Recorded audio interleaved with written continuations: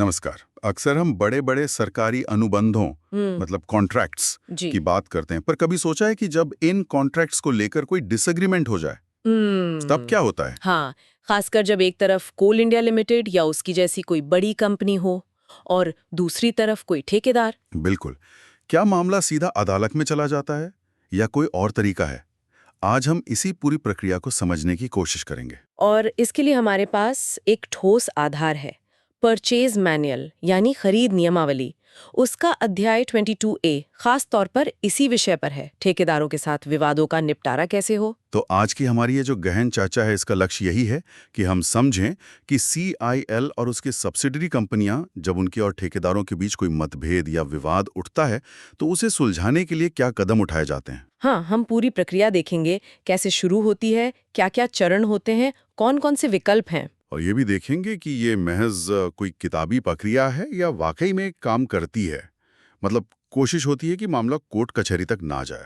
बिल्कुल, पूरी प्रणाली आप देखेंगे इसी सोच पर आधारित है। पहले आपसी बातचीत और वो ना चले तो फिर एडजुडिकेशन और मीडिएशन जैसे रास्ते हैं। इसमें कुछ बारीकियां और कुछ अपवाद भी हैं जिन पर हम बात करेंगे। चलिए तो फिर शुरू करते हैं। मान लीजिए एक ठेकेदार है और कंपनी के साथ उसका अनुबंध चल रहा है। किसी बात पर, किसी शर्त पर कोई असहमति हो गई, हम्म। तो सबसे पहला कदम क्या होगा? क्या सीधे वकील के पास जाना होता है? नहीं, बिल्कुल नहीं। नियमावली इस बारे में एकदम साफ है। पहली प्राथमिकता और ये जिम्मेदारी ठेकेदार की भी बनती है कि भाई मुकदमेबाजी से बचा जाए। कोशिश हो कि आपसी बातचीत से ही हल निकल आए। अच्छा, ये नियमावली में लिखा है? हाँ, सेक्शन 22A1 में शुरू में ही इस पर जोर दिया गया है। ठीक है। तो ये आपसी बातचीत शुरू कैसे होती है फिर? मतलब कोई प्रक्रिया है इसकी? हाँ, प्रक्रिया तय है।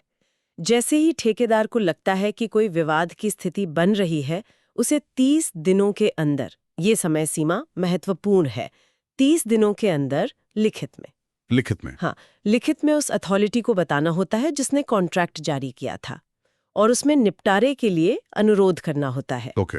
सिर्फ बता दिया या फिर कोई मीटिंग वगैरह होती है? बताने के बाद प्रक्रिया आगे बढ़ती है। इसके 2 चरण हैं। नियमावली में इन्हें स्टेज 1 और स्टेज 2 कहा गया है। स्टेज 1 और 2। हाँ, स्टेज 1 में क्या होता है कि कॉन्ट्रैक्ट जारी करने वाला अधिकारी मामले को ऊपर भेजता है, या तो संबंधित एरिया GM के पास, या अगर मुख्यालय का मामला है तो संबंधित विभाग प्रमुख मतलब हेड DMM के पास। कोशिश ये होती है कि इस लेवल पर बात बन जाए। और अगर यहाँ भी बात नहीं बनी, मान लीजिए एरिया GM या HOD से मीटिंग हुई लेकिन नतीजा नहीं निकला, तब मामला जाता है स्टेज 2 में। यहाँ विवाद को एक और उच्च स्तरीय समिति के पास भेजा जाता है। एक और समिति। हाँ, और इस समिति का गठन करते हैं CMD साहब अगर सब्सिडियरी का मामला है, या फिर चेयरमैन साहब अगर CIL मुख्यालय का मामला है। इस कमेटी में कम से कम एक सदस्य डायरेक्टर रैंक का होता है और वही समिति का अध्यक्ष भी होता है। तो ये एक और गंभीर प्रयास होता है आपसी सहमति बनाने का। तो मतलब किसी भी औपचारिक प्रक्रिया जैसे मध्यस्थता वगैरह में जाने से पहले ये 2 अंदरूनी लेवल पर कोशिश करना अनिवार्य है। बिल्कुल बिल्कुल, ये प्रक्रिया का हिस्सा है। कोशिश यही है कि मामला जिसे कहते हैं ना, घर में ही सुलझ जाए। अच्छा, अब ये जो पूरी प्रक्रिया आपने बताई, क्या ये हर तरह के विवाद पर लागू होती है या कुछ खास तरह के मामले भी हैं जिनके लिए कोई अलग सिस्टम है? हाँ, एक बहुत खास स्थिति है, उसके लिए एक अलग ही तंत्र बना हुआ है। नाम है उसका AMRCD। AMRCD? ये क्या है? इसका पूरा नाम है administrative mechanism for resolution of CPSE's disputes, मतलब प्रशासनिक समाधान तंत्र। इसका जिक्र सेक्शन 22A3 में है। और ये कब लागू होता है, किन पर? देखिए, ये तंत्र तब काम आता है जब विवाद 2 सरकारी कंपनियों CPSE's के बीच हो, या एक CPSE और पोर्ट ट्रस्ट के बीच हो, या फिर एक CPSE और केंद्र सरकार के किसी विभाग या संगठन के बीच हो। ओह, तो ये ठेकेदार और CPSE के बीच के विवादों के लिए नहीं है? नहीं, सामान्यतः नहीं। ये मुख्य रूप से सरकारी संस्थाओं के आपसी झगड़ों को सुलझाने के लिए है, और इसमें भी रेलवे, इनकम टैक्स, कस्टम्स जैसे कुछ विभाग शामिल नहीं है। ये DPE मतलब लोक उद्यम विभाग के एक ऑफिस मेमोरेंडम 14 दिसंबर 2022 पर आधारित है। और इसकी सबसे खास बात यह है कि AMRCD जो भी फैसला देता है ना, वो दोनों सरकारी पक्षों पर पूरी तरह बाध्यकारी मतलब बाइंडिंग होता है। दिलचस्प है। तो जो सामान्य मामले हैं जहां ठेकेदार शामिल हैं और AMRCD लागू नहीं होता, क्या उनमें सुलह या कॉन्सिलेशन का भी कोई रास्ता है? हाँ, नियमावली में इसका जिक्र है कि बाकी मामलों में सुलह का रास्ता भी अपनाया जा सकता है। हालांकि जो आगे की प्रक्रिया है उसमें अधिनिर्णय, एडजुडिकेशन और मेडिएशन पर ज्यादा फोकस है। चलिए तो वापस अपनी सामान्य प्रक्रिया पर आते हैं। नियमावली में ये दो शब्द है विवाद या डिस्प्यूट, ये औपचारिक रूप से कब माना जाता है कि हाँ अब ये विवाद बन गया है? कोई परिभाषा है इसकी? हाँ है, सेक्शन 22A.4.1 इसे साफ करता है। विवाद तब माना जाता है जब कॉन्ट्रैक्ट की शर्तों, उसके काम करने के तरीके या उससे जुड़े अधिकारों और देनदारियों पर कोई असहमति हो। इसमें वो अपवादित मामले शामिल नहीं हैं जिन पर हम अभी आएंगे। और प्रक्रिया क्या है? असहमति हुई फिर? तो जिस पक्ष को लगता है कि उसके साथ ठीक नहीं हुआ, मतलब जो पीड़ित पक्ष है, उसे 30 दिन के अंदर दूसरे पक्ष को लिखित में बताना होता है कि भाई ये असहमति है। ठीक है। फिर अगर अगले 30 दिनों में संबंधित अधिकारी यानी प्रोक्योरमेंट ऑफिसर या टेंडर इनवाइटिंग अथॉरिटी TIA और ठेकेदार मिलकर बातचीत से इसे सुलझा नहीं पाते, तब इसे औपचारिक तौर पर विवाद मान लिया जाता है। यानी 30 दिन बताने के लिए और फिर 30 दिन सुलझाने के लिए। हाँ। कुल 60 दिन। हाँ, मोटे तौर पर।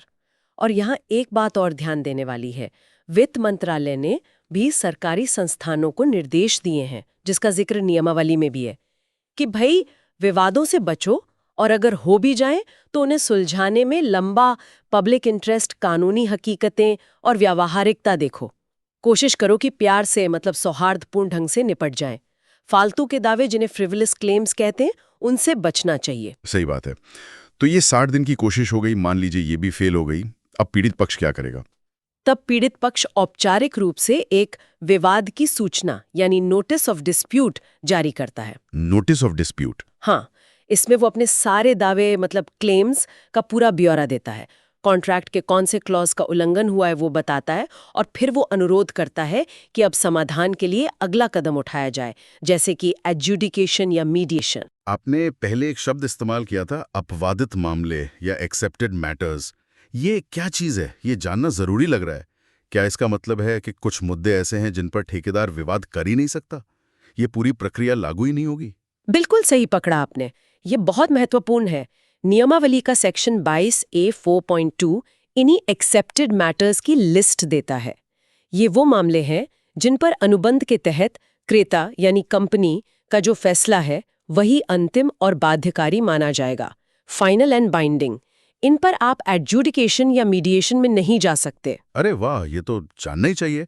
कौन कौन से मामले आते हैं इसमें? कुछ उदाहरण देंगी? हाँ, कई हैं इसमें।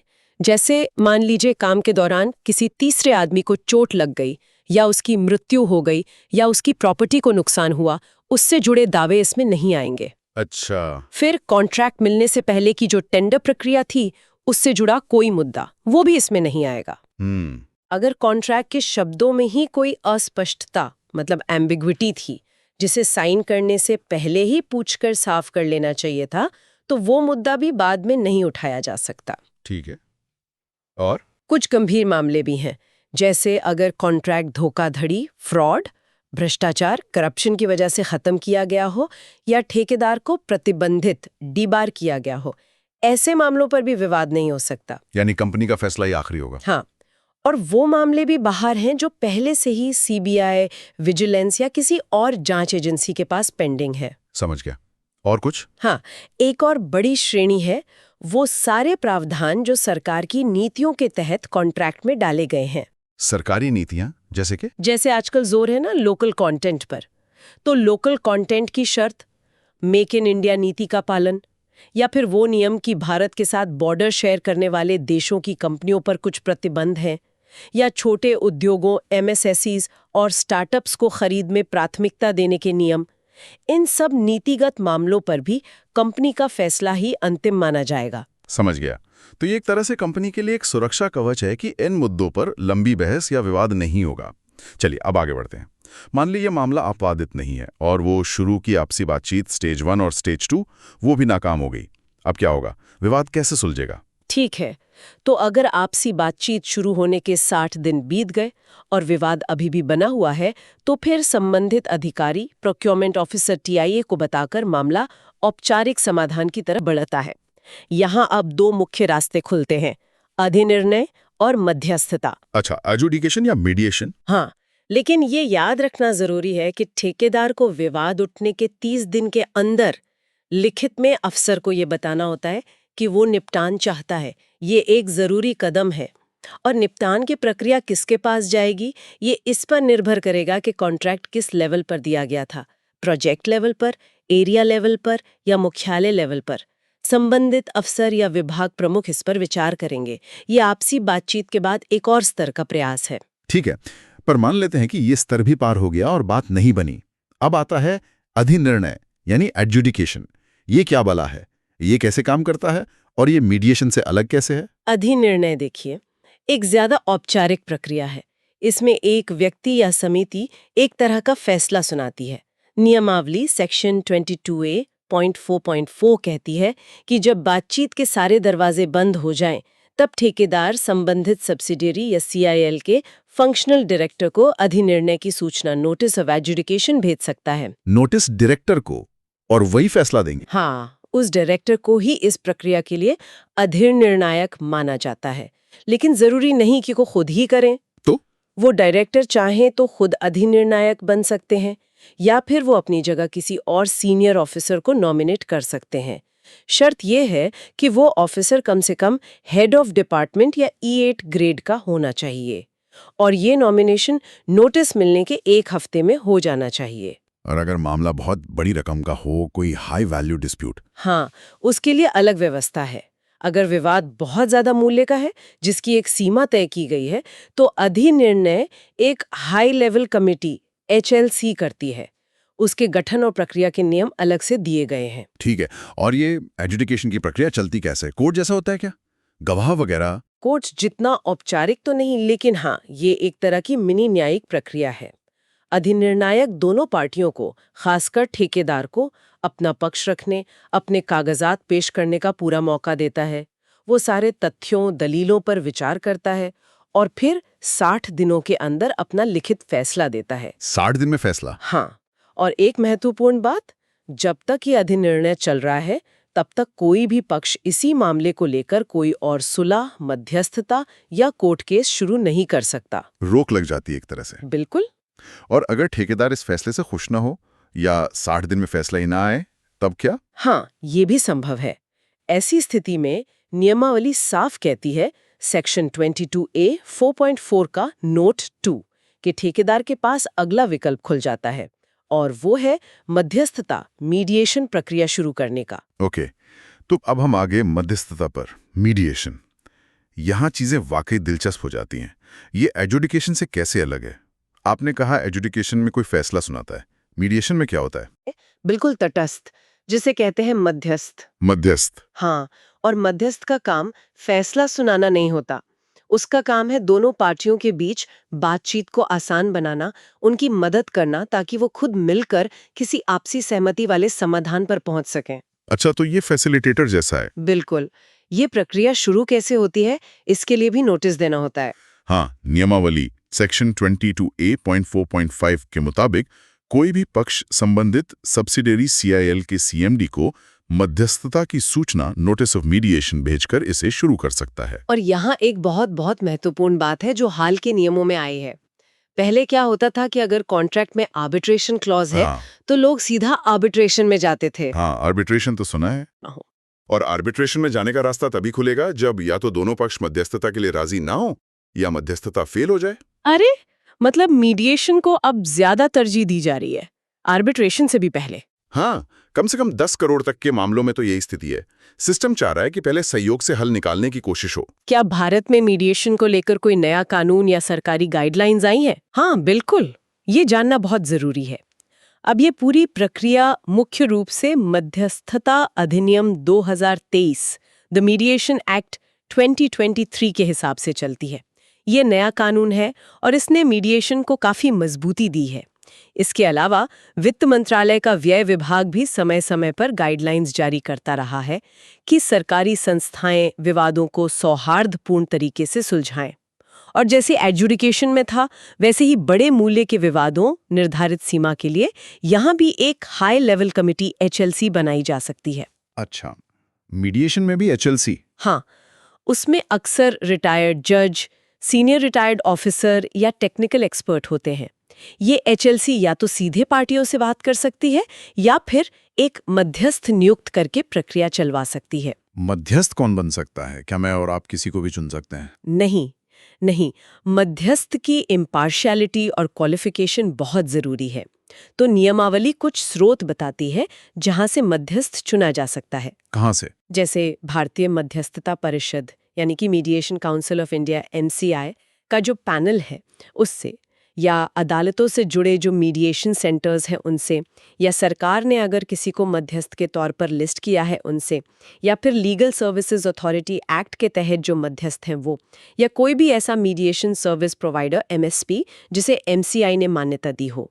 काफी विकल्प हैं। हाँ, और एक और दिलचस्प विकल्प है जो इंडिपेंडेंट एक्सटर्नल मॉनिटर्स होते हैं ना कॉन्ट्रैक्ट्स में। हाँ, IEMs। हाँ, कुछ शर्तों के साथ वो भी मध्यस्थ बन सकते हैं, बशर्ते कोई हितों का टकराव ना हो। और ये चुना कैसे जाता है? क्या दोनों पार्टियों को सहमत होना पड़ता है? हाँ, सबसे अच्छा तो यही है कि दोनों पार्टियां आपसी सहमति से 30 दिन के अंदर एक मध्यस्थ चुन लें। अगर ऐसा नहीं हो पाता, मान लीजिए नाम पर सहमति नहीं बनी, तो कोई भी पार्टी किसी मान्यता प्राप्त MSP के पास जा सकती है और वो MSP फिर 7 दिन के अंदर एक मध्यस्थ नियुक्त कर देगा। अच्छा, तो रास्ता बंद नहीं होता, मध्यस्थ तो नियुक्त हो ही जाता है। बिल्कुल। चलिए, मध्यस्थ आ गया। अब ये प्रक्रिया चलती कैसे है? क्या ये भी कोर्टरूम जैसा माहौल होता है? नियम, कानून, सबूत, बहस? बिल्कुल नहीं। यही तो इसका सबसे बड़ा फर्क और फायदा है। नियमावली साफ कहती है कि मध्यस्थता प्रक्रिया बहुत ही अनौपचारिक और लचीली होती है। मध्यस्थ का काम है माहौल ऐसा बनाना कि दोनों पार्टियां खुलकर बात कर सकें, एक दूसरे को समझ सकें और खुद समाधान तक पहुंचें। मतलब कोई सख्त नियम नहीं? नहीं, वो जो जटिल कानून है ना, जैसे सिविल प्रोसीजर कोड CPC या इंडियन एविडेंस एक्ट, वो मध्यस्थ पर लागू नहीं होते। वो अपनी समझ और अनुभव से प्रक्रिया को आगे बढ़ाता है। और इस पूरी प्रक्रिया का शायद सबसे महत्वपूर्ण पहलू है गोपनीयता, कॉन्फिडेंशियलिटी। गोपनीयता? हाँ, इस पर नियमावली और मध्यस्थता अधिनियम दोनों बहुत जोर देते हैं।